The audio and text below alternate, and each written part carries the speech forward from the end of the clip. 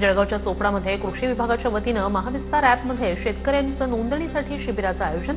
आदिवासी बांधवांसाठी नेटवर्कच्या अडचणी येऊ नये यासाठी सातपुडा पर्वत रांगांमध्ये कॅम्पचं आयोजन.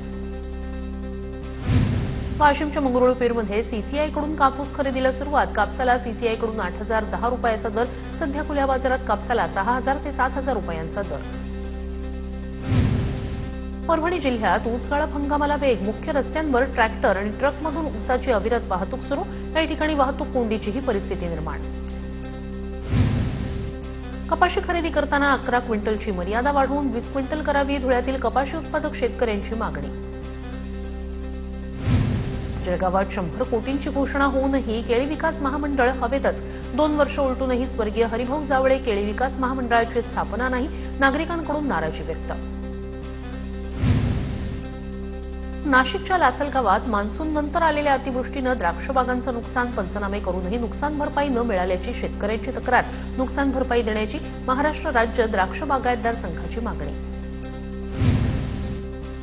दुष्काळी बीड जिल्ह्यात यंदा भूजल पातळी 1.75 मीटरनं वाढली. भूजल निरीक्षणातून महत्वाची बाब समोर. यंदा बीड जिल्ह्यात 150% पाऊस झाल्याची नोंद. बीडमधील माजलगावच्या उपविभागीय अधिकारी कार्यालयात ऊस उत्पादक शेतकरी आणि गूळ युनिट चालकांच्या बैठकीत गोंधळ. गूळ युनिट चालकांनी ऊस खरेदी दरात वाढ करण्याची शेतकऱ्यांनी केली होती मागणी. पाथर्डी नगर परिषद निवडणुकीत नवीन ट्विस्ट. दादांच्या राष्ट्रवादीच्या संजय भागवत यांची निवडणुकीतून माघार. आता भाजप आणि शरद पवारांच्या राष्ट्रवादीत लढत होणार. येत्या 20 तारखेला पाथर्डी नगर परिषदेसाठी मतदान पार पडणार. कोल्हापूरच्या पेठवडगाव नगरपालिकेच्या स्ट्रॉंगरूम बाहेर खासगी सीसीटीव्ही लावण्यावरील वाद कायम. स्ट्रॉंगरूम बाहेर खासगी सीसीटीव्ही लावायला केला होता विरोध.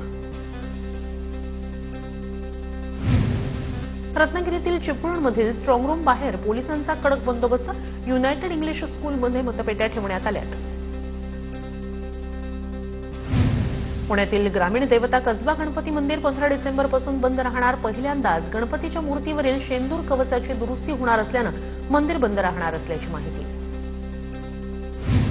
अंगणवाडी सेविकांचा कोल्हापूर जिल्हाधिकारी कार्यालयावर मोर्चा. शासकीय कर्मचाऱ्यांचा दर्जा आणि वेतन देण्याची अंगणवाडी सेविकांची मागणी. नांदेडच्या माहूरमधील शेकापूर जिल्हा परिषद शाळेत मद्यधुंद अवस्थेत शिक्षकाचा गोंधळ. मुख्य कार्यकारी अधिकाऱ्यांकडून शिक्षकाचं निलंबन. शिक्षकाचा व्हिडिओ व्हायरल. वाई तालुक्यातील कुसगावमध्ये ब्लॅकस्टोन क्रशर परिसरात शेतकऱ्याचा संशयास्पद मृत्यू. ग्रामस्थांचं वाई पोलीस ठाण्याबाहेर ठिय्या आंदोलन. शेतकऱ्याच्या मृत्यूप्रकरणी गुन्हा दाखल करण्याची मागणी. राज्य शिक्षण विभागाकडून शाळेच्या सुरक्षिततेसाठी उपाययोजना करणं अनिवार्य.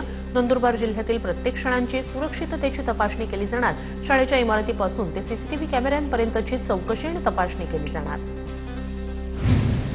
महाराष्ट्रात लव्ह जिहाद कायदा लागू करावा या मागणीसाठी नंदुरबार जिल्ह्यातील हिंदू संघटनांकडून निवेदन. हिवाळी अधिवेशनात मुख्यमंत्र्यांनी लव्ह जिहाद कायदा लागू करावा. निवेदनाद्वारे मागणी.